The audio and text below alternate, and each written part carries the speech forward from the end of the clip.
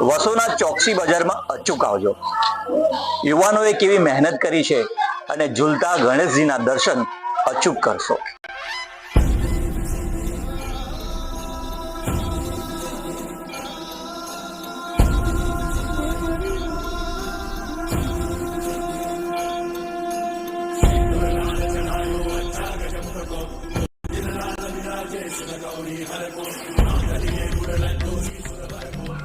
ગણેશ મહોત્સવ એ યુવાનોનો ઉત્સવ છે, એક એકતાનો ઉત્સવ છે અને આ બાળકો 15 દિવસ પહેલાંથી જ કામે લાગી જાય છે અને એમના જ ફળ સ્વરૂપે આટલા સરસ સુંદર ડેકોરેશન સાથે ગણેશજી અહીંયા બિરાજમાન છે।